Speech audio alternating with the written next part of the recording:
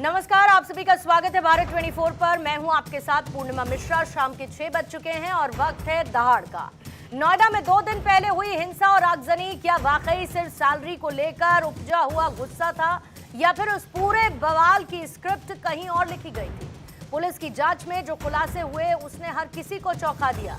जिसे अब मजदूरों का आंदोलन समझ रहे थे, उसके पीछे अब एक गहरी साजिश और अर्बन नक्सल थ्योरी सामने आ रही है।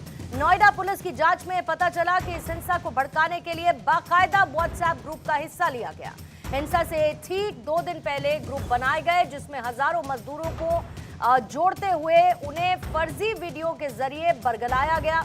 और हैरानी की बात यह है कि मध्य प्रदेश के एक पुराने वीडियो को नोएडा का बताकर सोशल मीडिया पर सर्कुलेट किया गया ताकि भीड़ और उग्र हो जाए। इस मामले में नोएडा पुलिस ने आरजेडी की 2 प्रवक्ताओं प्रियंका भारती और कंचना यादव के खिलाफ एफआईआर दर्ज की है। इन पर आरोप यह है कि इन्होंने सोशल मीडिया पर फेक नैरेटिव सेट किया और हिंसा भड़काई। पुलिस ने इनके खिलाफ बीएनएस और आईटी एक्ट की गंभीर धाराओं के तहत मुकदमा दर्ज किया। अब तक पुलिस ने 10 एफआईआर दर्ज की है। 17 ऐसे लोगों को पकड़ा है जो कि व्हाट्सएप ग्रुप के जरिए साजिश रच रहे थे। विपक्ष का यह कहना है कि सरकार अपनी हर नाकामी को कभी अर्बन नक्सल, कभी विपक्ष और कभी पाकिस्तान की साजिश बताकर पल्ला झाड़ने की कोशिश करती है। ऐसे में सवाल ये खड़ा होता है कि आखिर सच क्या है? श्रमिकों के गुस्से की आग भड़काकर किसने अपनी राजनीतिक रोटी सेकने की कोशिश की है? आज इसी पर करेंगे दहाड़ में चर्चा मेहमानों के साथ, लेकिन उससे पहले वार पलटवार। इसमें कल भी शांतिपूर्वक हल होने के बाद कल हमारी लगभग 60% इंडस्ट्रीज खुली थी और उसमें काम शुरू हुआ था। और उसके बाद रात में कुछ देर रात फेक नैरेटिव के जरिए सोशल मीडिया पर कुछ फेक वायरल वीडियो करवा के और लेबर को दोबारा से इंसाइट करने और यहाँ के माहौल बिगाड़ने को कोशिशें की गई हैं, जिसके परिप्रेक्ष्य में 2 नई एफआईआर लिखी गई हैं और उसमें आगे हम लोग कड़ी कार्रवाई करेंगे। अच्छा, विपक्ष और पाकिस्तान तो हर काम में हाथ है सरकार का, हर काम में हाथ है। पर मैं सरकार से एक अनुरोध करना चाहता हूँ। मैंने तो लोकसभा में भी ये 2 बार मुद्दा उठाया और आप रैली में थे दादरी की। मैंने अपनी स्पीच में भी कहा था कि मजदूरों को वेज बोर्ड के अनुकूल वेतनमान नहीं मिल रहा। एक तो वेज बोर्ड कम है और दूसरा मजदूर को वेतनमान नहीं मिल रहा उतना। मैंने पहले आगाह किया था। हम जनता के वकील हैं, कमेरों के वकील। हम कमेरों की पीड़ा का बखान करके अपेक्षा करते हैं कि सरकार इसे गंभीरता से लेकर के इस पीड़ा को दूर करेगी। यूपी के मुख्यमंत्री जी ने जो मिनिमम वेजेस थे उसको बढ़ा दिया है, 3000 रुपया बढ़ा दिया है। उसके बावजूद कुछ लोग शरारत कर रहे हैं। उसके लिए वहाँ की पुलिस उसकी जांच कर रही है। जो लोग भी इस शरारत के पीछे हैं उनके खिलाफ कार्रवाई होनी चाहिए। तो एक तरफ जहां शांति की बात, दूसरी तरफ धमकी वाला अंदाज। आइए सबसे पहले आज के सवाल आपके सामने रखती हूं। पहला सवाल आज यही, नोएडा में आगजनी और हिंसा किसकी साजिश? सैलरी का संकट, हिंसा से होगा समाधान? फर्जी वीडियो से भरमाया, श्रमिकों को किसने बरगलाया? आरजेडी प्रवक्ताओं पर आरोप, फर्जी वीडियो से भड़काई हिंसा। कंचना प्रियंका पर एफआईआर, जांच में सामने आएगा सच। हमारे साथ मौजूद है कांग्रेस के प्रवक्ता ईशान त्यागी, स्टूडियो में मौजूद है। समाजवादी पार्टी की प्रवक्ता है डॉक्टर पूजा मिश्रा, हमारे साथ चर्चा में मौजूद है। शारदा प्रसाद जी, पूर्व पुलिस अधिकारी के तौर पर स्टूडियो में हमारे साथ मौजूद है। सौरभ दुबे जी, राजनीतिक विश्लेषक के तौर पर चर्चा का हिस्सा है। आप सभी मेहमानों का बहुत बहुत स्वागत करती हूँ। ईशान, आप ही के साथ में शुरुआत करूंगी क्योंकि एक बार फिर से अर्बन नक्सल और साजिश, जाहिर बात है जो कुछ भी नोएडा में हुआ वो कानून के लिहाज से तो और कानून व्यवस्था जैसी बिगड़ी उस लिहाज से तो बिल्कुल भी ठीक नहीं था। लेकिन ऐसे में किसी पार्टी के 2 प्रवक्ताओं का नाम आना एफआईआर में, उन पर एफआईआर दर्ज होना, ये कितनी बड़ी बात है? पूर्णिमा जी, सबसे पहले तो सभी व्यूअर्स को मेरा नमस्कार। पूर्णिमा जी, देखिए, जब हम बात करते हैं स्ट्राइक करने की, प्रोटेस्ट करने की, विरोध करने की, तो ये हम सभी का संवैधानिक अधिकार है। ये आपका भी है, मेरा भी है। चाहे नेता हो, चाहे अधिकारी हो, चाहे वो फिर लेबर हो, चाहे वो कोई कॉरपोरेट के लोग हों, सबका संविधान सबको अधिकार देता है। मैं कतई इस बात का समर्थन नहीं करता कि जिस तरीके से नोएडा में आगजनी हुई, नोएडा में जिस तरीके से उपद्रव हुआ, इस बात का मैं कतई समर्थन नहीं करता। मैं ये पुलिस और प्रशासन से आशा करता हूं कि इस तरीके के उपद्रवियों को वो सही तरीके से उनका इलाज करने का काम करेगी। लेकिन मैं प्रशासन से भी एक सवाल पूछना चाहता हूं यहां पर, और उत्तर प्रदेश के प्रशासन से, कि क्या एलआईयू क्या कर रही थी, आईबी क्या कर रही थी, जो पुलिस है वो क्या कर रही थी? भाई आपको पहले से ही, एलआईयू वालों का काम क्या होता है? एलआईयू वालों का काम होता है कि ग्राउंड पे अगर इस तरह का कोई प्रदर्शन हो रहा है, प्रोटेस्ट हो रहा है, या चुनाव के समय भी, कि कोई चीज गलत तरीके से ना हो, किसी चीज में उपद्रव ना फैले, कोई जो उपद्रवी किस्म के लोग हैं वो चीजों को खराब करने का काम ना करें। पहला सवाल तो ये उठता है। दूसरी बात देखिए, जिन दो प्रवक्ताओं का आप नाम ले रही हैं जिन पे एफआईआर नोएडा पुलिस ने की है, आज की डेट में जो मिस इन्फॉर्मेशन है वो इतनी तेजी से फैलती है कि क्या सही है और क्या गलत है उसमें फर्क करना बहुत मुश्किल हो जाता है। आप सिर्फ ऑपोजिशन के नेताओं पे, ऑपोजिशन पे अगर आप ठीकरा फोड़ने का काम कर रहे हैं तो कहीं ना कहीं सरकार अपनी जिम्मेदारी से भागने का काम कर रही है। सर्वप्रथम तो ये बात। दूसरी सबसे महत्वपूर्ण बात इसमें यह है कि जो लेबर लॉज जो 21 नवंबर 2025 को पास हो गए थे, उसमें धारा 9 के तहत जो नेशनल फ्लोर वेज है, यानी कि जो सबसे कम, जो केंद्र की सरकार तय करेगी कि सबसे न्यूनतम मजदूरी क्या मिलेगी, वो अभी तक सेट नहीं करी गई है। इससे ऊपर, इससे कम नहीं कर सकता कोई भी राज्य, इससे ऊपर ही कोई राज्य सेट कर सकता है। वो अभी तक क्यों नहीं करी गई है? केंद्र के सरकार इसका जवाब देने का काम करे। दूसरी सबसे महत्वपूर्ण बात, जिस तरीके से इस कानून में जो एक जॉब सिक्योरिटी वर्सेस फ्लेक्सिबिलिटी पे एक चर्चा हो रही है, क्योंकि सेक्शन जो 50 और 51 है इसका, वो ये कहता है कि भाई सैलरी स्लिप मैंडेटरी है। ठीक है, सैलरी स्लिप आपने मैंडेटरी नहीं कर रहे, अब इसका इंप्लीमेंटेशन नहीं हो रहा है। दूसरा, इंडस्ट्रियल रिलेशन कोड जो है वो कहता है कि फ्लेक्सिबिलिटी दे रहे हैं हम। भाई कैसे फ्लेक्सिबिलिटी दे रहे हैं? ये दे रहे हैं कि 0 से लेके 300 तक अगर किसी इंडस्ट्री में मजदूर काम कर रहे हैं तो वो उनकी छटनी कभी भी कर सकती है। तो जो असंतोष है मजदूरों में लेके, वो अपनी जॉब सिक्योरिटी को लेके असंतोष है, मिनिमम वेजेस को लेके असंतोष है, और जिस तरीके से 8 घंटे की जगह 12-12 घंटे उनसे काम करवाया जा रहा है, इसको लेके असंतोष है। यहाँ की आप दिल्ली देख लीजिए, एनसीआर भाई कैटेगरी ए में आता है। आपको पता है कितने खर्चे होते हैं, किराया कितना ज्यादा बढ़ गया है, खाने का खर्चा कितना बढ़ गया है इस समय, और आपको पता है कि 300 रुपए, 400 रुपए, 500 रुपए प्रति किलो गैस सिलेंडर, सब गैस मिल रही है। देख रहे हैं सामने स्क्रीन पर, आप चैट्स और ऑडियोज देख रहे हैं। मतलब कहने का मतलब ये है, और बहुत सिंपल सी ईशान ये बात है कि मान के चलिए कि कहीं पर आग लगी है, अब आप उधर जाएंगे तो आप पानी लेकर जाएंगे या आप पेट्रोल लेकर चले जाएंगे? आप प्री प्लान्ड मोबिलाइजेशन को किसी भी तरीके से, एंड फॉर दैट मैटर किसी भी तरीके की हिंसा को, नियम कायदे में कोई लूपहोल है, पेच है, जिस तरीके से लागू होना चाहिए नहीं हो रहा, वो एक अलग मुद्दा है। लेकिन क्या उसको हिंसा से जायज ठहराया जा सकता है? मैंने बिल्कुल पहले, क्या अगर प्री प्लान मोबिलाइजेशन हुई है और इंस्टिगेट, एक पुराने वीडियो को सर्कुलेट करते हुए अगर ऐसी स्थितियां पैदा करने की कोशिश की जाए, तो ये क्यों ना कहा जाए कि भाई जरा सी आग लगी थी, आपने पानी डालने की बजाय उस पर पेट्रोल छिड़ककर उसे एक भयंकर आग में तब्दील कर दिया, तो ये कैसे जायज हो सकता है? नहीं हो सकता ना। पहली बात तो देखिए, आइए व्हाट्सएप ग्रुप्स में जो चैट चल रही हैं, जो उपद्रवी हैं, अगर किसी ने भी हिंसा भड़काने का काम किया है, मैं देख रहा था एक ऑडियो भी कि मिर्ची ले आइए, ये ले आइए, वो ले आइए, पुलिस का सामना ऐसे होगा वैसे होगा, उन पे कठोर से कठोर कार्रवाई पुलिस करे। ठीक है, पुलिस प्रशासन ये जवाब दे कि आपको इन व्हाट्सएप चैट्स के बारे में पहले से क्यों नहीं पता था, क्योंकि हम सबको पता है सर्वेलेंस होती है, जब इस तरीके का प्रोटेस्ट होता है तो सर्वेलेंस होती है। लेकिन एक बात और मैं इसमें ऐड कर देता हूँ पूर्णिमा जी, उसके बाद मैं अपनी बात को विराम दूंगा। हम ये जब बोलते थे 2014-15 में कि ये सूट बूट की सरकार है भारतीय जनता पार्टी की, तो हम क्यों बोलते थे? क्योंकि जो पार्टी 16 लाख करोड़ रुपए कॉर्पोरेट का ऋण माफ कर सकती है, वो जब किसान आंदोलन करते हैं तो उनको खालिस्तानी बोलने का काम करती है, जब युवा आंदोलन करते हैं, छात्र आंदोलन करते हैं तो उनको अर्बन नक्सल बोलने का काम करती है। जब विपक्ष आंदोलन करने का काम करता है तो कहीं ना कहीं ये कहती है कि ये पाकिस्तान का एजेंडा हिडमा है। की जय जयकार होगी जब तो बोला जाएगा ना। मजदूर हिडमा की जय जयकार होगी तो नहीं बोला जाएगा। जब तो क्या करना चाहिए जब मजदूर आंदोलन कर रहे हैं तो फिर उनको अर्बन नक्सल बोलने का काम कर रही है, पाकिस्तानी बोलने का काम कर रही है। अगर वाजिब मांग में सवाल अपना पॉलिटिकल नैरेटिव ले आएंगे तो बताइए कैसे होगा। अब हिडमा की जय जयकार होने लगेगी और आप तो उस पर वैसे भी मॉरली अभी हिडमा की जय जयकार हो, उस पर तो आप वैसे भी कुछ नहीं कह सकते, लेकिन नहीं कर सकते ना हिडमा की जय जयकार। तो आपको अंतर समझना पड़ेगा ना।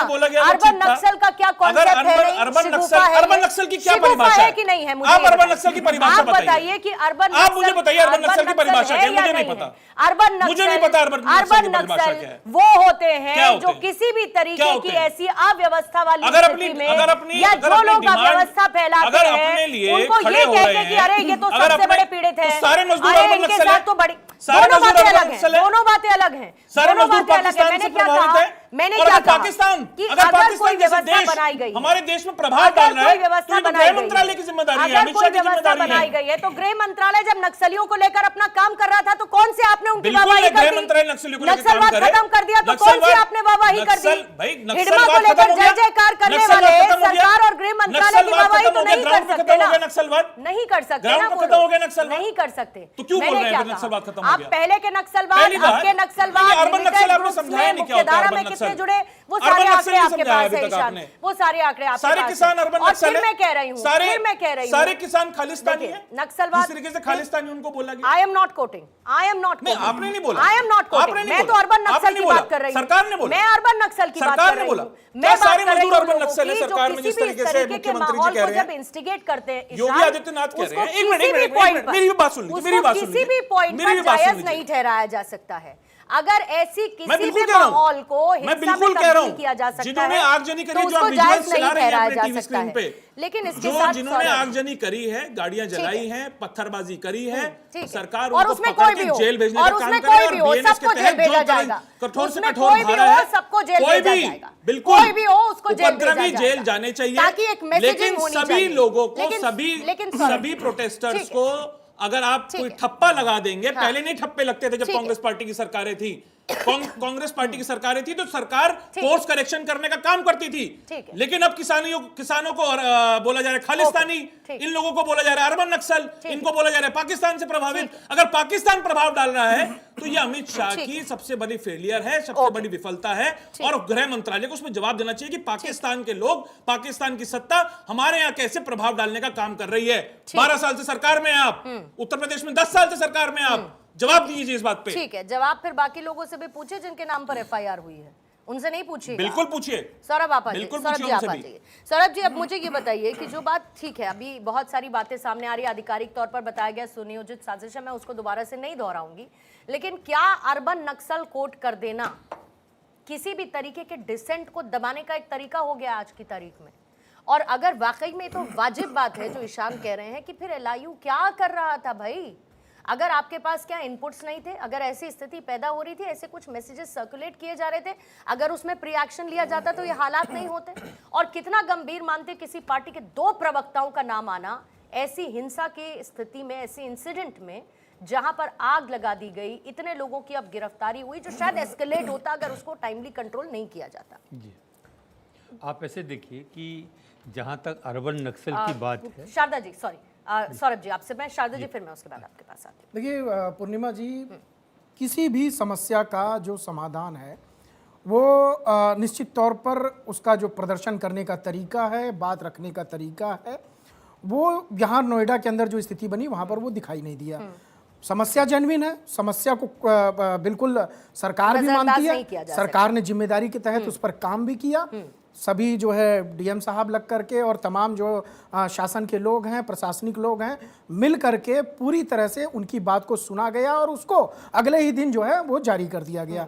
लेकिन देखिए बहुत अजीब सी बात है कि अगर आप प्रथम दृष्टया देखती हैं इस घटना को, तो मुझे लगता है कि जो कर्मचारी हैं या मजदूर हैं उनके हाथ में पत्थर होना, क्या ये उचित है या ये जांच का विषय है? कर्मचारी और मजदूरों का पुलिस की गाड़ी को पलट करके उसमें आग लगा देना, क्या ये उचित है या ये जांच का विषय है? जिस प्रकार से समाजवादी पार्टी हो या आरजेडी के तो बकायदे 2 प्रवक्ताओं के खिलाफ एफआईआर भी दर्ज हो गई है, यहां आपके मंच पे कांग्रेस प्रवक्ता भी समर्थन कर रहा है। तो ये जो विपक्ष का समर्थन है, क्या ये दिखा रहा है कि क्या मजदूरों की आवाज और जो कर्मचारी है उनकी आवाज को अगर आप राजनीतिक रूप से अपना रंग देना चाहेंगे तो उससे कोई समस्या का समाधान होगा? माफ करिएगा, देखिए मैं कह रहा हूं कि आपने बहुत बड़ी बड़ी बातें कही। आज बीजेपी की सरकार आई, योगी आदित्यनाथ की सरकार आई है, ये जो नोएडा में फैक्ट्रियां लगी है ना साहब, ये तब जाकर के लगी हैं जब उनको सुरक्षा मिली है। तब वहां पर फैक्ट्री मालिक आकर के, पहले वो फैक्ट्री का निर्माण हुआ है, फैक्ट्रियां लगाई गई हैं, उसके बाद वहां पर जो लोगों को रोजगार दिया गया है, निश्चित तौर पर वो भी सरकार की एक उपलब्धि है। अगर किसी भी कर्मचारी को या किसी भी मजदूर को शिकायत है तो तमाम ऐसे प्लेटफॉर्म है, देखिए ऐसा दुनिया का कोई प्लेटफॉर्म नहीं है, चाहे आप वो एप्पल से लेकर के तमाम बड़ी कंपनियों से छोटी कंपनियां चली जाइए, जहां पर लोगों में असंतोष ना होता हो सैलरी को लेकर के, लेकिन वो उसका जो प्रदर्शन है, उसको बात रखने का तरीका है, वो जिस प्रकार से यहां पर हुआ और यहां पर राजनीतिक लोग पाए गए, बकायदे जो है वो व्हाट्सएप के माध्यम से जो अफवाह फैलाने का काम किया गया, उस आंदोलन, उसको देखिए अगर वो आंदोलन होता तो उसके अंदर गाड़ियां नहीं जलती, पथराव नहीं होता, लेकिन उसको मजदूरों के आंदोलन को खराब करने का काम किसने किया? इन्हीं राजनीतिक पार्टियों के लोगों ने किया। उल्टा मैं तो कह रहा हूं, सरकार की मैं तारीफ करता हूं कि सभी सरकार के शासनिक लोग जो है, प्रशासनिक लोग जो है, तुरंत डट करके, मैंने पुलिस वालों को देखा। अब बताइए पुलिस वालों की इसमें क्या गलती है? अगर सुबह सुबह आप कह रहे हैं आईबी की इंफॉर्मेशन होनी चाहिए, इंफॉर्मेशन, भाई आईबी की इंफॉर्मेशन है तभी तो चुस्त दुरुस्त नोएडा चल रहा है, अगर प्रशासन का व्यवस्था है तभी चुस्त दुरुस्त चल रहा है। लेकिन एकाएक से लोगों का पथराव कर देना, पुलिस की गाड़ी पे हमला कर देना, ये एक ऐसी स्थिति बन गई कि कुल मिलाकर के वहां पर जिस प्रकार से बड़ी सूझबूझ के साथ प्रशासन के लोगों ने, खासतौर पर पुलिस प्रशासन की मैं बहुत सराहना करता हूं, मैंने खुद देखा वहां फैक्ट्रियों के बाहर खड़े होकर के, चाहे वो एसएचओ साहब हो, चाहे तमाम और पुलिस के बड़े अन्य अधिकारी हो, उन्होंने बकायदे समय दिया। अब पुरुषों की बात सुनी, महिलाओं की सुनी, उन्होंने कुछ पॉइंट्स जो छूट रहे थे कि महिलाओं को अगर उनका शोषण होता है कर्मचारियों के, किसी भी कर्मचारी का, तो उनके लिए भी क्या व्यवस्था की जाए, ये एक सराहनीय कदम है। और मैं फिर से कह रहा हूं कि जो कांग्रेस, जो समाजवादी पार्टी, जो आरजेडी के लोग इस तरह से मजदूरों के आंदोलन को, मजदूरों की बातों को खराब करने का काम कर रहे हैं, उसमें अपनी राजनीतिक रोटियों का सेकने का काम कर रहे हैं, इसमें भी नुकसान मजदूरों का है, बन रहा है, इसमें भी एट द एंड नुकसान मजदूरों का है। मजदूरों का मतलब नुकसान पहले है। जो पिसने वाले वो भी मजदूर, जिनको उतनी तनख्वाह नहीं मिल रही जितनी उनको मिलनी चाहिए, और इस तरीके का माहौल बनने के बाद, हिंसा होने के बाद एट द एंड नुकसान किसका? उन्हीं मजदूरों का जो इतने घंटे घंटे काम करते हैं। मैं एक लाइन और जोड़ दूं, अगर यही देखिए कांग्रेस की सत्ता होती जहां पर लाठीचार्ज हो चुका होता, ऐसा भी संभव था कि कुछ लोगों की मौत हो जाती। यहां पर प्रशासन की सूझबूझ को मैं सराहता हूं, उनकी सराहना करनी चाहिए कि उन्होंने जो निर्णय लिया बहुत अच्छे तरीके से, शांति तरीके से, लेकिन अभी जो राजनीति हो रही है उसको भी खत्म करने का। मैं पहले एक बार पूजा जी के पास जाना चाहती हूँ, एक 10 सेकंड में ऐड ऑन कर लीजिए, फिर मैं पूजा जी आपके पास, फिर शादा जी। कांग्रेस पार्टी की सरकार होती तो लाठीचार्ज हो गया होता भाई। 700 से ज्यादा किसान शहीद हो गए किसान आंदोलन करते हुए। उसके बाद सरकार की नींद जागी और मोदी जी ने उन 3 काले कृषि कानूनों को वापस लेने का काम किया, जो राहुल गांधी जी ने पहले ही बोला था कि 3 काले कृषि कानून है। एक मिनट, आपके बीच में नहीं बोला, आपके बीच में नहीं बोला, आपके बीच में नहीं बोला, फिर मिस इन्फॉर्मेशन कर रहे हैं, फिर मिस इन्फॉर्मेशन कर रहे हैं, लाल किले पे जो फिर मिस इन्फॉर्मेशन कर रहे हैं। देखिए मैं बीच में नहीं बोलूंगा, पुलिस वालों पे जो ट्रैक्टर चलाने का काम किया गया था, इस तरीके से बताइए, इस तरीके से देखिए पुलिस का भी सम्मान होना चाहिए। मैं तो कह रहा हूं, हाँ बिल्कुल होना चाहिए, बिल्कुल होना चाहिए, बिल्कुल पुलिस का सम्मान सर्वोपरि है, पुलिस का सम्मान सर्वोपरि है। और एक गोलियां खाने के लिए थोड़ी खड़ी हुई है कि जब भी कोई इस तरीके की वारदात होगी, हिंसा होगी तो गोलियां खाएगी पुलिस या पत्थरबाजी जैसे। अरे बाबा रामदेव के आंदोलन में किसने गोलियां चलवाई थी बताइए?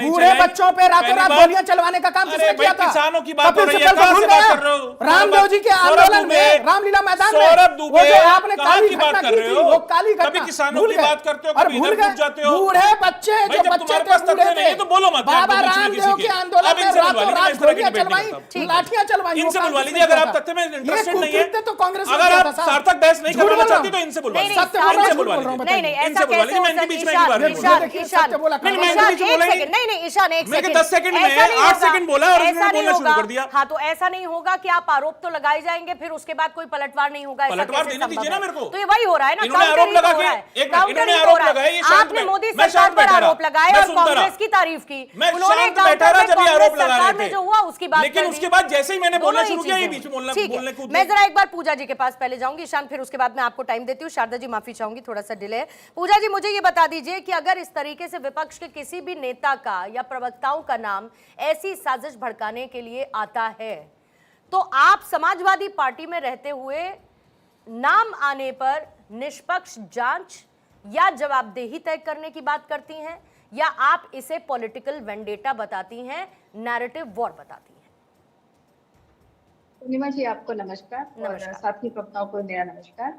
हम बात कर रहे हैं नोएडा में चल रहे हैं मजदूरों के आंदोलन की। आपको पता है मजदूरों का आंदोलन कब शुरुआत हुआ था? 10 तारीख से, 10 अप्रैल को चालू हुआ। उन्होंने पहले कहाँ प्रोटेस्ट किया था, आपको जानकारी है? उन्होंने अपने फैक्ट्री के सामने 4 घंटे तक प्रोटेस्ट किया, उनको सुना ही नहीं गया।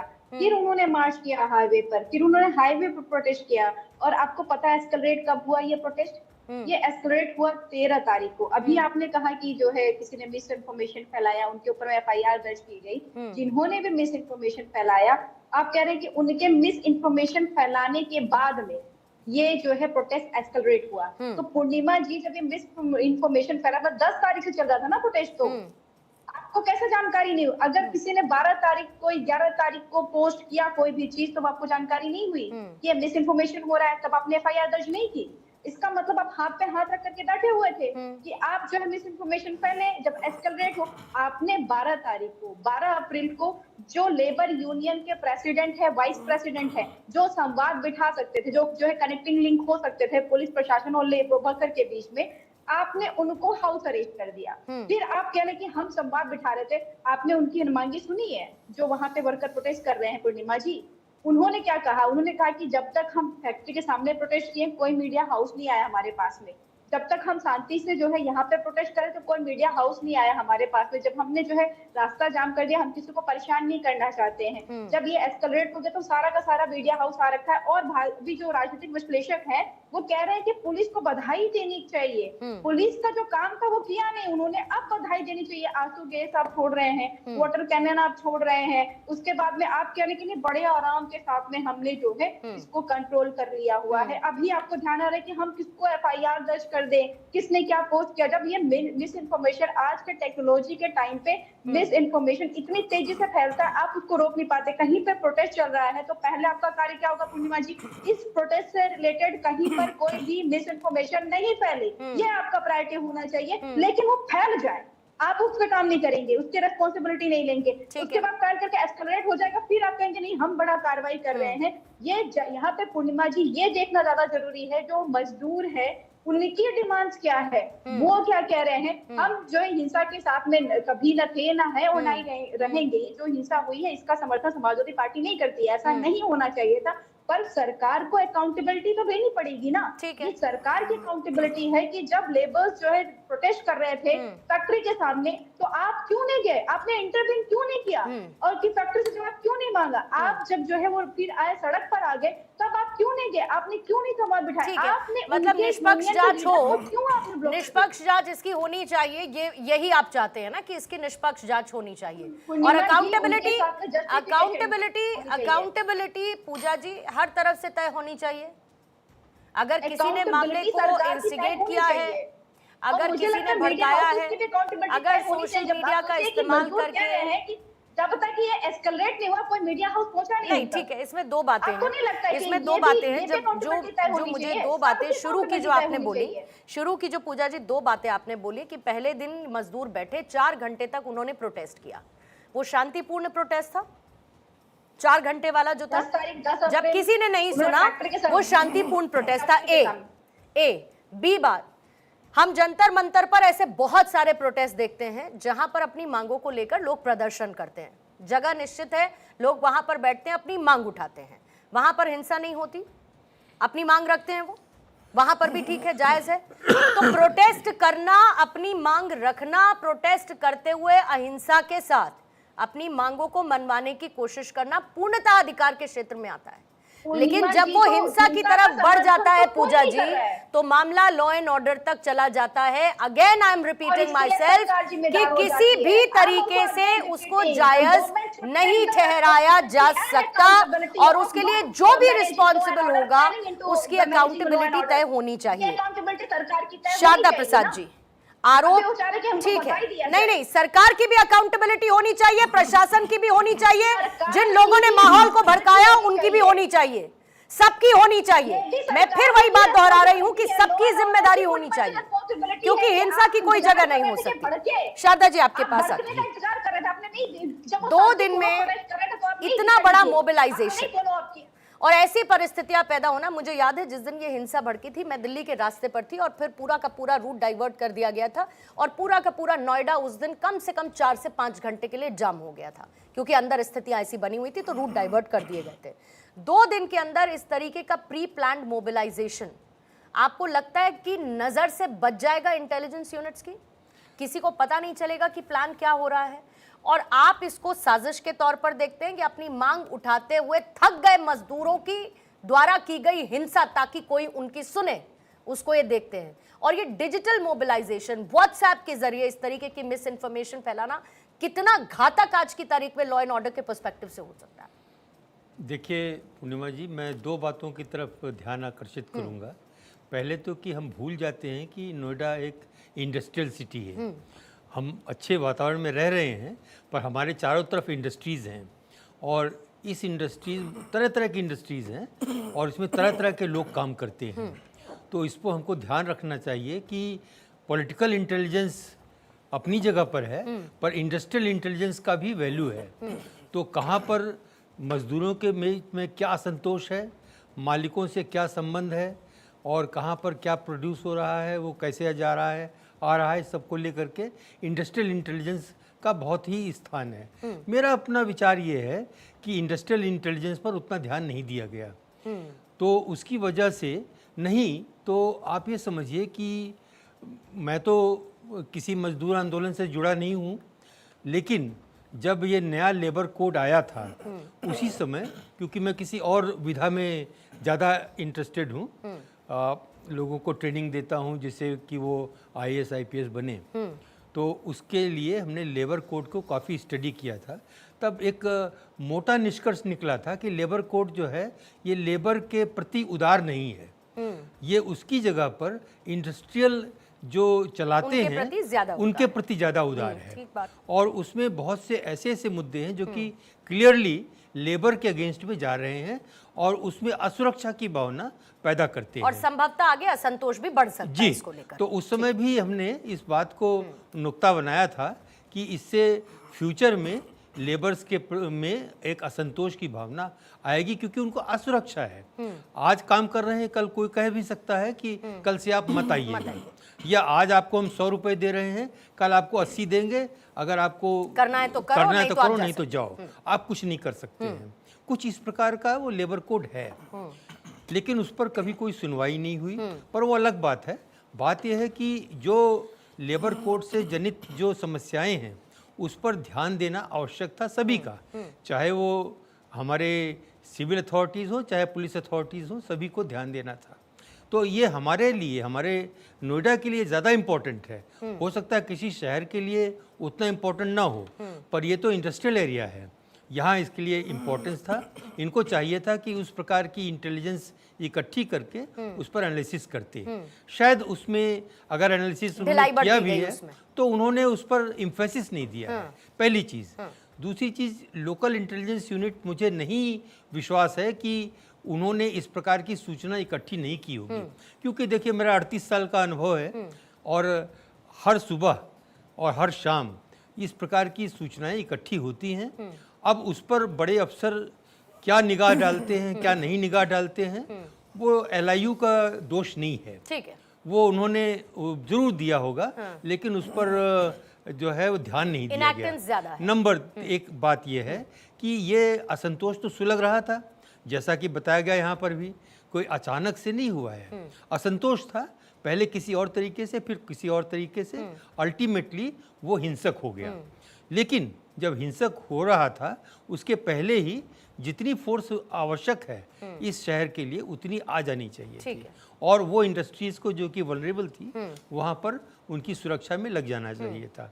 और जो आपने बताया और जो लोगों ने बताया कि व्हाट्सएप पर मैसेजेस चले, वीडियोस चले, तो इसकी सूचना LIU से तुरंत ही रहती है और अगर चाहते तो वो समय रहते इस पर समय काबू पाया रहते जा सकता था। उसका निदान है, ठीक। उसको बंद किया जा सकता है। हाँ। कोई बड़ी बात नहीं है। It will take only few minutes to cancel all such things and without video, without this dispersal mechanism, situation इतनी खराब ना होती। ठीक है, जी ठीक है सर।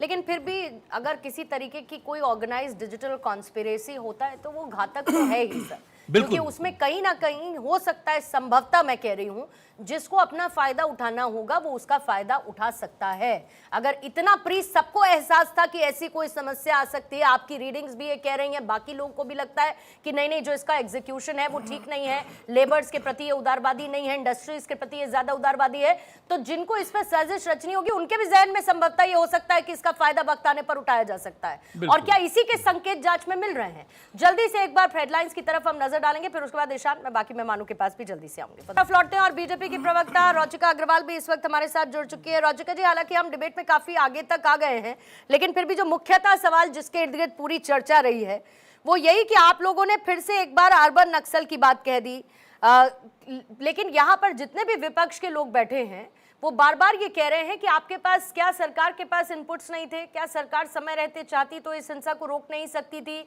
अर्बन नक्सल का नैरेटिव देते हुए क्या किसी भी विरोध की आवाज को, किसी भी डिसेंट को ये दबाने की कोशिश नहीं है? और सरकार क्या ऐसे जवाबदेही से नहीं बच रही है?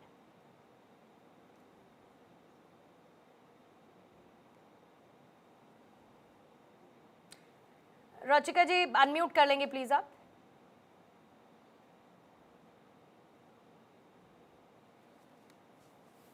आप सुनाई दे रहे? जी परफेक्ट है मैम, बोलिएगा।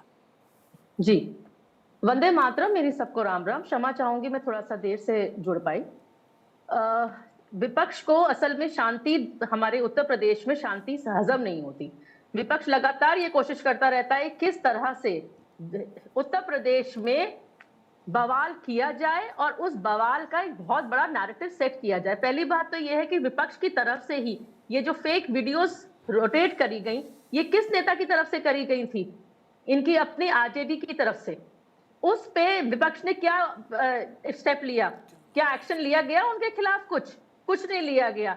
जब सीमा पार से कोई भी किसी भी तरीके के बवाल का कनेक्शन जुड़ता है तो विपक्ष उस बात का खंडन क्यों नहीं करता? क्या सरकार हमारी है और हम उस चीज पे एक्शन ले रहे हैं, उस चीज को कंट्रोल किया जा रहा है, इन्वेस्टिगेट किया जा रहा है, लेकिन क्या विपक्ष की ड्यूटी ये नहीं बनती है कि अगर शांति प्रदेश में शांति है तो उस बात को, उसको ना खराब किया जाए? हमेशा हर वक्त ये सिर्फ ये सोचने के लिए कि अगले साल इलेक्शंस आ रहे हैं और वो ये सोच रहे हैं कि किस तरह से उत्तर प्रदेश में शांति खराब करी जाए, एक साजिश करी जाए और किस तरह से योगी सरकार को, बीजेपी सरकार को, एनडीए सरकार को जगह जगह मुद्दा बनाया जाए और सेफ्टी सिक्योरिटी के ऊपर प्रश्न चिन्ह लगाया जाए। ये क्यों नहीं विपक्ष ये करता है कि अगर वहां पर सीमा पार से अगर उसके कनेक्शन जुड़ रहे हैं तो साथ क्यों नहीं देता? हमेशा हर बात पे ऑब्जेक्शन उठाने के लिए क्यों कहता था? क्यों आरजेडी की प्रियंका भारती के ऊपर ऑब्जेक्शन नहीं किया गया कि उनकी तरफ से फेक वीडियोस रोटेट करी गई हैं, फैलाई गई हैं? क्यों नहीं करता है विपक्ष? हमेशा विपक्ष सिर्फ सत्ता के ऊपर पॉइंट आउट करने के लिए तैयार रहता है। बोलिए रोचिका जी, बोलिए। पॉइंट आउट करने के लिए तैयार तो बैठा रहता है, लेकिन कभी भी उस जो स्टेप उठाए जाते हैं उसमें सपोर्ट करने के लिए क्यों नहीं तैयार होता है? क्या इस तरह यही काम विपक्ष का रह गया है कि सिर्फ और सिर्फ शांति जहां पर है उसको खराब किया जाए? अपना पर्सनल एजेंडा हर जगह चलाने की कोशिश क्यों करते हैं? ठीक है, पहले मैं जरा पूजा जी का जवाब, फिर ईशान फौरन आपके पास में आ रही हूँ। और स्क्रीन पर जरा तीनों को रखेंगे, रोचिका जी को रखेंगे, ईशान को रखेंगे और साथ ही पूजा जी को स्क्रीन पर रखेंगे। ठीक है, पूजा जी बताइए। पूर्णिमा जी, आपने इनसे पूछा कि अकाउंटेबिलिटी किसकी तय करेगी? ये अकाउंटेबिलिटी भी यहाँ बैठ करके तय करने लगी है समाजवादी पार्टियां, विपक्ष की कि विपक्ष अकाउंटेबिलिटी लेना चाहिए। इनसे पूछिएगा कि 10 तारीख से जब प्रोटेस्ट चालू हुआ मजदूरों का, सरकार का कौन सा प्रतिनिधि उनके बीच में गया, किसने संवाद बिठाया उनके साथ में, एक्सेलरेट हुआ अगर ये प्रोटेस्ट तो भी आप जिम्मेदार है। आप कह रहे हैं कि पाकिस्तान इतना आगे बढ़ गया हुआ है, पड़ोसी देश इतने आगे बढ़ गए हो कि आप लोगों को कुछ पता ही नहीं चलता है और तब जो है आकर के यहाँ पे इन्फ्लुएंस करने लग जाते हैं। अगर पता नहीं चला होता तो इन्वेस्टिगेशन होती नहीं, अगर पता नहीं चला होता तो इन्वेस्टिगेशन नहीं होती। आपके लोगों की तरफ से हाथ पे हाथ करके नहीं फंस जाते हैं हम। इस्तीफा दीजिए, आप इस्तीफा देकर के बोल दीजिए कि हम अकाउंटेबिलिटी नहीं ले सकते हैं। हमारा कार्यभार सिर्फ और सिर्फ विपक्ष से प्रश्न पूछा, अगर वो विपक्ष में है, अगर वो सत्ता में है तो भी उन्हीं से प्रश्न पूछना है, तो हम अकाउंटेबिलिटी लेने को तैयार हैं। हम अकाउंटेबिलिटी भी लेंगे और आपके प्रश्नों का जवाब भी देंगे। परेशानी ये है कि आपके हाथ में लॉ एंड ऑर्डर है, परेशानी ये है कि वो जो मंत्री जो इसीलिए हमने आपके पार्टी से है, इसीलिए उस पर इन्वेस्टिगेशन की जा रही है, इसीलिए वो जो लोग इसके पीछे हैं उन सबका सामने लेके आने में पूरा लेके आया जाएगा और हर किसी को दोषी को ठीक है, एक बार जरा मैं ईशान को लाना चाहूंगी। योगी सरकार की तरफ से इस योगी ईशान 30 सेकंड्स रखती हूँ मैं आपके लिए, टाइम थोड़ा सा कम है मेरे पास। ठीक है पूजा जी जरा रुकेंगे, ठीक है पूजा जी जरा रुकेंगे। ईशान प्लीज। रुचिका जी ने सारे सवाल तो विपक्ष से ही पूछ लिए पूर्णिमा जी। रुचिका जी को ये सवालों के जवाब देने चाहिए जो मजदूर पूछ रहे हैं कि हमें 400 से 500 रुपए प्रति किलो गैस मिल रही है और गैस सिलेंडर इतना महंगा हो गया है, हम अपना जीवन व्यापन कैसे करेंगे, उन मजदूरों को जाके जवाब देने चाहिए। महिलाओं को हमने सुना, जो मजदूर महिलाएं थी जो काम करती हैं फैक्ट्रियों में जिनसे 12-12 घंटे काम करवाया जाता है, उनको जवाब देना चाहिए। उन महिलाओं को जवाब देना चाहिए वो जो हमने देखा, जिस तरीके से मेरी आंखों में भी आंसू आ गए जब वो कह रही थी हम अपने बच्चे को एक दिन छोड़ के दवाई खिलाने का काम कर रहे हैं क्योंकि हमारे पास पैसा नहीं है, हमारे पास पैसा नहीं है घर का किराया देने के लिए, हमारे पास पैसा नहीं है दाल रोटी सब्जी खाने के लिए। उसके बाद मुझे बताइए कि आप अगर योगी जी को एक मिनट बस आखिरी बात बोलूंगा, अगर दिल्ली में न्यूनतम आय हो, अगर न्यूनतम जो मजदूरी है वो 20,000 रुपए के आसपास हो सकती है और वहीं गुड़गांव जैसे हरियाणा में भी 35% बढ़ा के वो भी लगभग 19,000 के आसपास हो सकती है, तो उत्तर प्रदेश के जो मजदूर हैं उनका क्या कसूर है, मुझे ये समझाने का काम में एक बात का जवाब दीजिए। अगर डिजिटल एविडेंस है दोनों प्रवक्ताओं के खिलाफ, कार्रवाई होगी तो साथ खड़े? बिल्कुल, अगर कोई भी even if there is a shred of evidence कि अगर गलत तरीके से हिंसा भड़काई गई है, मैं ये नहीं कह रहा मिस इन्फॉर्मेशन का कुछ शिकार कोई भी हो सकता है, मैं भी हो सकता हूं, आप भी हो सकते हो आजकल के डिजिटल एज में, लेकिन अगर हिंसा किसी ने भड़काई है तो चाहे वो कोई भी व्यक्ति हो, चाहे किसी भी पॉलिटिकल पार्टी का हो, और एक आम आदमी में जिसको वेरिफिकेशन का भी नहीं पता, फिर उसमें और आप में कोई अंतर नहीं है ना सर। फिर तो आप भी उस फेक न्यूज फैलाने के गैंग का हिस्सा बन जाएंगे ना, अगर आप इतनी जानकारी रखने के बावजूद आप वेरीफाई नहीं करते। अमित मालविया है पहली बात तो, फेक न्यूज गैंग का सुनिए ना मेरी बात सर। देखिए सोशल मीडिया अपने साथ अगर बहुत सारे प्लस पॉइंट्स लेकर आइए तो कुछ माइनस पॉइंट्स भी हैं। अगर आप वेरीफाई ही नहीं करेंगे और आप उसको बढ़ा देंगे तो फिर क्या है? अरे भैया पवन खेड़ा को पुलिस ढूंढ रही है, सुप्रीम कोर्ट ने जमानत अफवाह फैलाने के चक्कर में गए, भ्रष्टाचार था पवन खेड़ा अफवाह फैलाने के चक्कर में गए, पवन खेड़ा फंस गए आपकी अफवाह फैलाने के चक्कर में। आसाम की पुलिस ढूंढ रही है, सुप्रीम कोर्ट ने कहा है कि कोई जमानत नहीं मिली, तेलंगाना जो है हाई कोर्ट को सुप्रीम कोर्ट ने उसका फैसला रद्द कर दिया और पवन खेड़ा के खिलाफ कार्रवाई होनी चाहिए, ऐसा सुप्रीम कोर्ट बोल रही है। नहीं, आप लोगों का तो काम ही है भैया झूठ फैलाना, अफवाह फैलाना, लोगों की जान चली जाए, मजदूर मर जाए, उससे आपको मतलब नहीं है। आप लोगों ने बात अरे झूठिया, अच्छा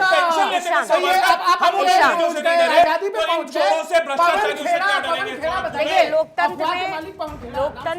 लोकतंत्र में विरोध की अपनी जगह है, लेकिन मैं फिर उस बात को आज शायद कार्यक्रम में कई बार मैंने दोहराया कि हिंसा की कोई जगह नहीं हो सकती है, हिंसा नहीं होनी चाहिए, ये सिंपल सी बात है। जांच में जो भी बातें सामने आएंगी, फिर अगर वाकई में एविडेंसेस मिलते हैं तो फिर सबको साथ खड़े होना होगा इस कार्रवाई में, इस एक्शन में। इस बात का भी ख्याल रखा जाना चाहिए। शुक्रिया आपका रुचिका जी, मेरे पास समय इतना ही था। ईशान आपका भी शुक्रिया, पूजा जी आपका भी शुक्रिया, शारदा जी, सौरभ जी, आप लोग चर्चा में जुड़े दहाड़ में आज के लिए। फिलहाल एक छोटे से ब्रेक के लिए हम रुक रहे हैं, आप बने रहिएगा भारत 24 के साथ।